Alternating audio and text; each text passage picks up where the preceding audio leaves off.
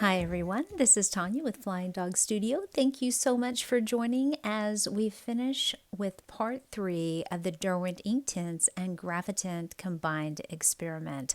And I will warn you, this is a little bit longer video, but I wanted to get everything finished up since we're only working on the windows in this video.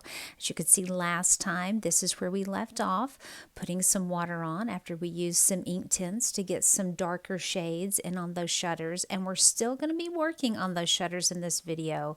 But we are now switching back to the Graphitint, and I will be using the ocean blue. As you can see, I'm getting to that ocean blue and putting it over on my paint palette, and I'll be painting from the paint palette with that size 8 round, and I'm going to be getting some darker shades on those shutters. I'm going to be going back and forth between the two mediums, so I'll hop back on in a few minutes and talk about what I'm doing again, but I'm going to let you just watch me paint.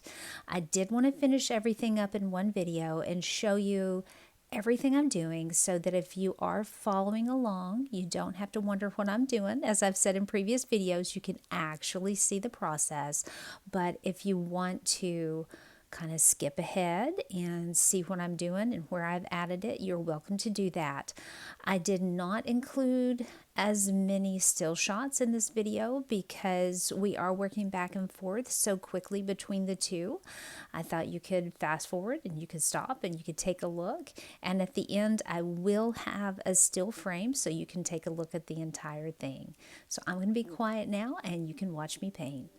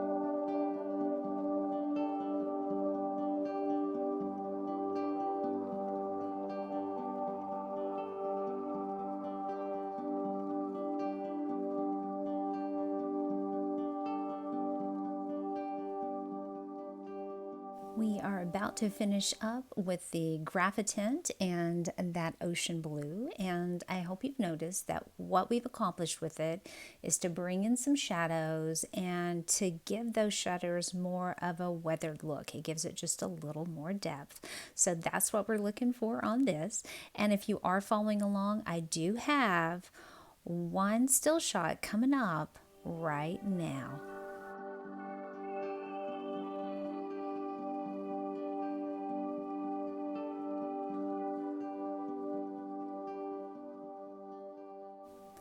I really thought I would be finished with the shutters once I added the Graphitint, but I took a look at the ocean blue and realized that I'd added so much dark in that the shutters really looked a bit more faded than what I would like for them to look. So I grabbed the sea blue from the Inktense, and that's what we used to get the original base coat down on those. And I'm coming back and adding a bit of that in. And you can see I'm not adding it everywhere, but I felt it needed just a little more intense shade of blue on there to kind of make those pop. What I was really surprised about is that I feel as if the shutters took a bit longer to do than the entire face of the building. It was a going back and forth process and a learning process, really, combining the two things together, the Graphitint and the Inktense, to know what they would do and how they would work together. But once you added one, then you had to kind of go back and add a little bit more on the other. So that's what you're seeing me do here, is to kind of bring that blue, make it pop a little bit more, bring it to the forefront.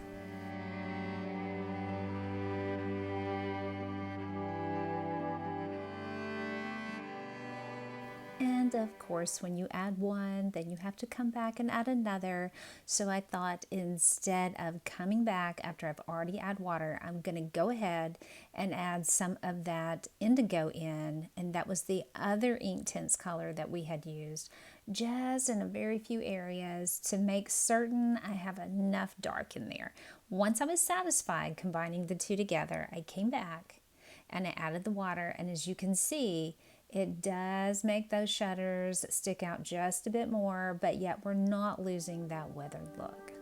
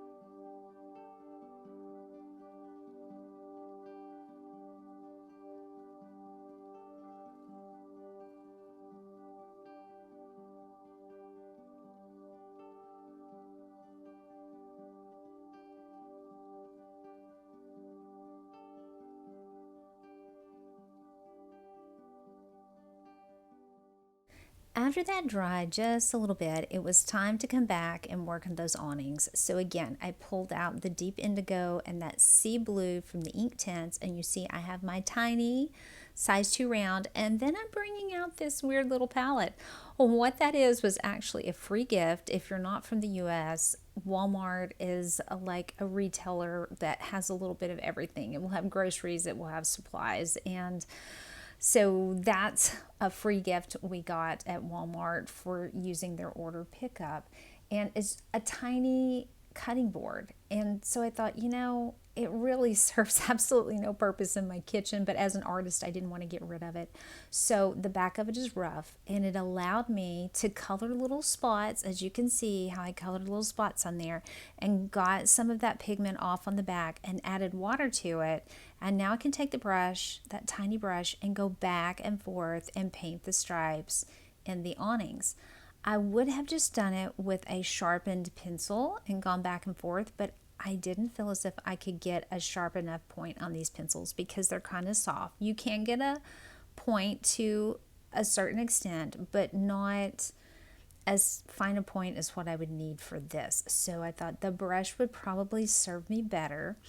And I do like to use the Inktense pencils as watercolor pencils. And yes, in the US they do have watercolor on the title, but I do like to use them as pencils since that's what they are, and not put them on a palette at the side. But for this, I thought it worked better, so I picked up the round. You could use any kind of surface that is rough like that. I just happened to remember that I still had held on to this, so that's what I picked up and started using, and as you can see, it worked beautifully.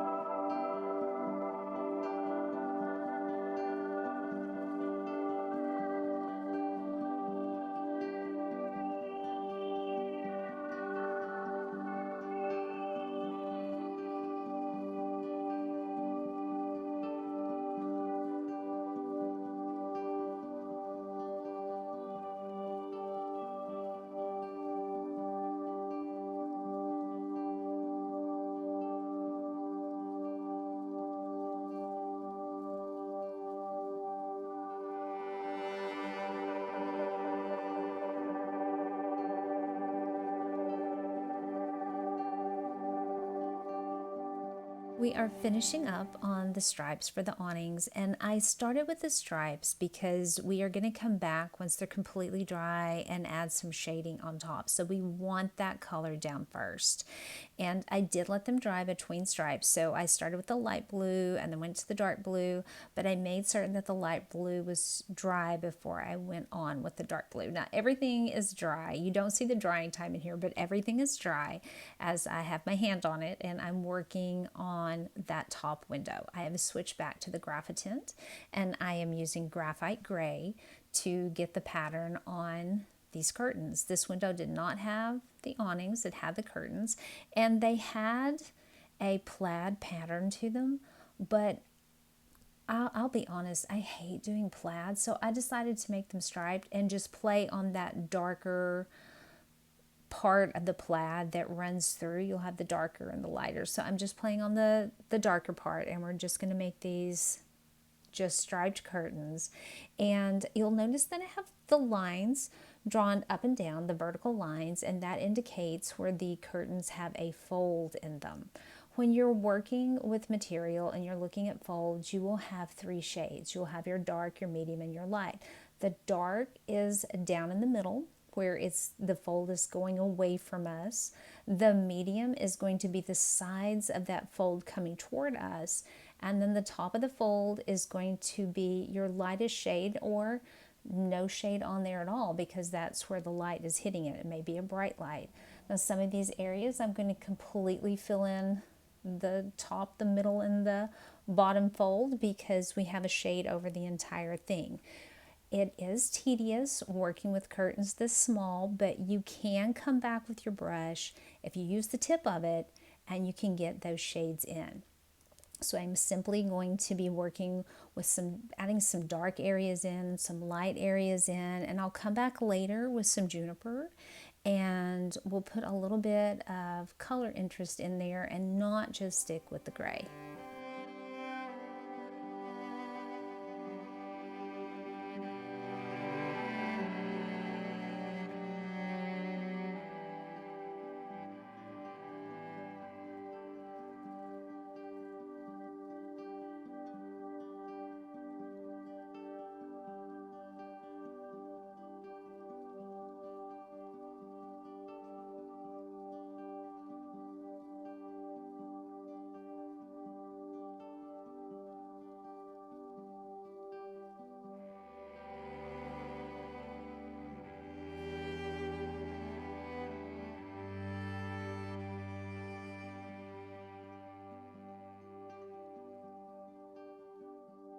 At this point, I do have to apologize because after I painted this portion, my camera stopped working and you're going to notice colors just suddenly appear, and that is because it quit filming and I didn't realize it for a few minutes that it was not filming. So on my palette, you may notice that there is underneath that ocean blue a little bit more russet, and that's the same russet that I used on the face of the building. And what I did with the russet is those curtains that I'm working on right now, what you just saw me paint, once it dried a little bit, I added some russet on top, and now I'm coming back and getting some more shading on there. And you'll also notice the awnings down below. I said I painted the stripes so we could put some shading on top, and now it magically has shading. That was also in the portion of the video where I put some russet on those curtains. So that's Graphite Gray, and that is just to add some shading and to show where the awnings are not taut as they're coming down. They actually have some ripples in them. So I do apologize, but that's what I did on those parts.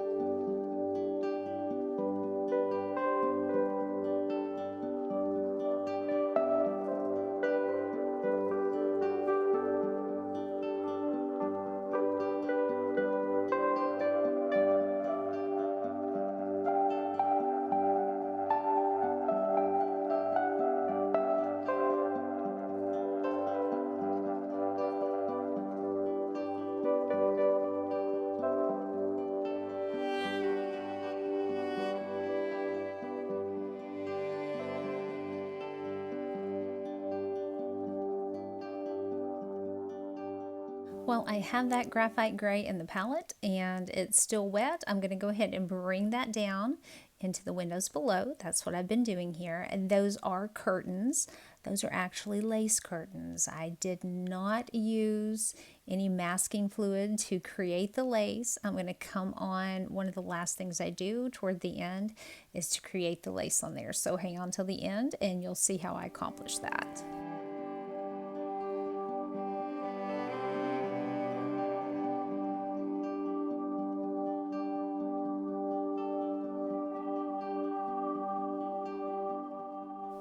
We are finally making it to the flower boxes and we're pulling the Inktense back out. So you're going to see me use some deep indigo and some apple green. I will also be using fuchsia and poppy red, and I don't necessarily show those when I bring them out. Sometimes I forget. I try to remember that, but I will mention it here up front. And there's the fuchsia. I'm getting a nice sharp point. I'm using a Prismacolor. This is my husband's sharpener. It's a Prismacolor sharpener. It works really well. I like that sharpener. It has two options for sharpening pencils. So the green we need on this is not going to be found with just using that apple green. I need it to be a bit darker because there is some shading from that awning. So I'm going to put the deep indigo down first and then put the apple green on top. I could put the water on with the blue and then let it dry and then layer the apple green, but I kind of want them to mix together. And so I'm going to go ahead and just put them on top and then activate them. Now some of the flowers in the top of this flower box I've covered over with the green. I did that on purpose because I'm going to use that green and layer another color on top to get some nice dark values for those flowers, because these flowers are not either all pink or all purple or all white. They're all mixed and we need that green to help us get a dark color. I also did not use masking fluid. I do have masking fluid. I have Molotov. It's in a little pen where I can dab it on. I despise those things. They get clogged up, they glop out. So if I can color like this with these pencils and then come in with a tiny brush, I would rather do that all day long instead of using masking fluid. I am going to try to use masking fluid in future videos because I know some people like that. So I'm going to try to use it, but I don't like using it. So I'm coming back as while those flowers are drying.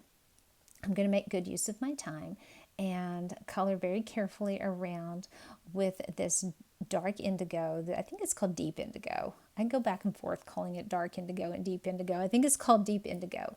And again, these are going to be a darker shade of green, and they're actually a little darker than the boxes on the left. So I'm going to go back and forth and layer these colors, and I'll hop on and tell you when I use another color as I'm working on the flowers.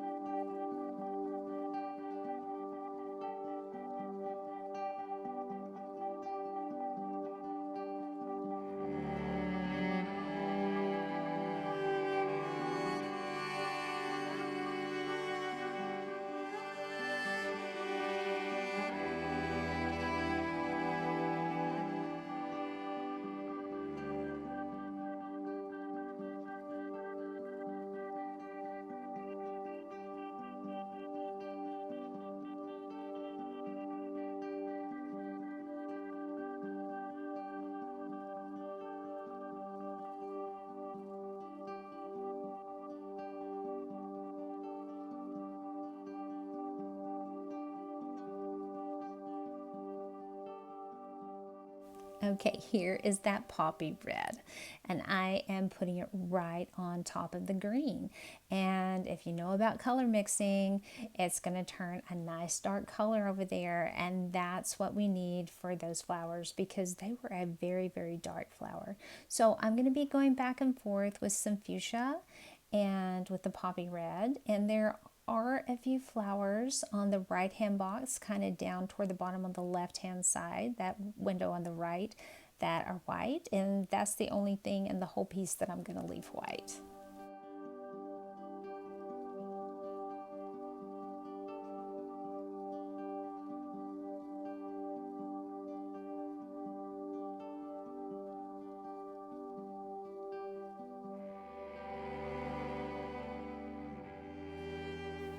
Just to make certain those flowers get the nice dark color I'm looking for, I'm going to put some deep indigo right on top of that poppy red. So we have indigo and apple green, poppy red, and then some more of that deep indigo right on those flowers layered up on there.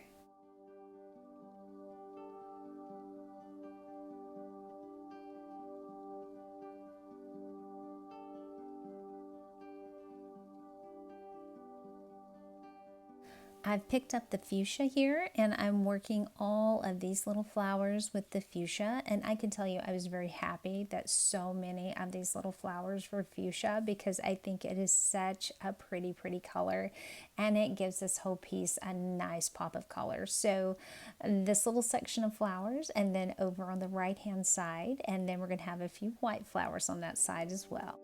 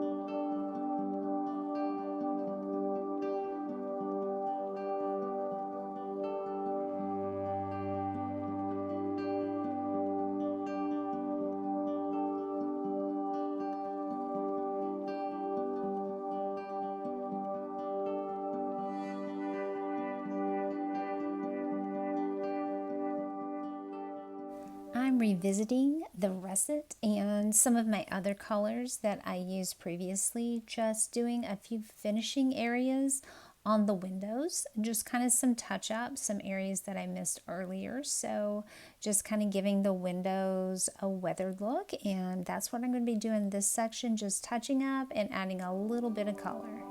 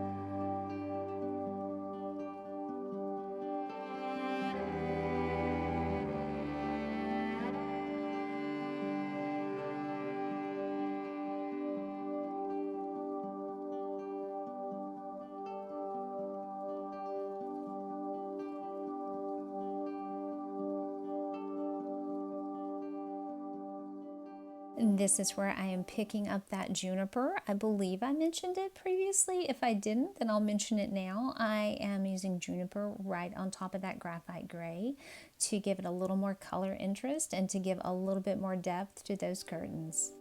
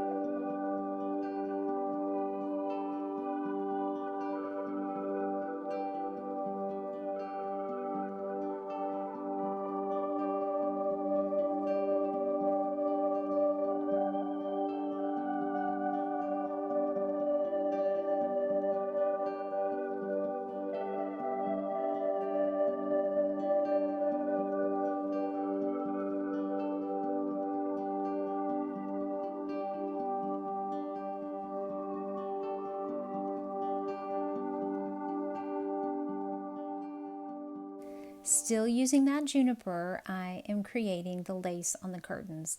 And you can see I'm using that size 2 round. I'm picking up a little bit of the Juniper, and then I'm just doing crazy squiggle marks all over the curtains, because let's be honest, from a distance you're not going to see all of the patterns of lace. You're only going to be able to tell that that's what we're dealing with, our lace curtains. So no sense in using the masking fluid. We're just going to come in and add some basic shapes. And this is speeded up, so in real life I was going slower, but these are kind of little circular zigzag movements that create the lace shapes, and you can't mess this up. So if you are following along, don't worry about messing it up. You can't mess it up.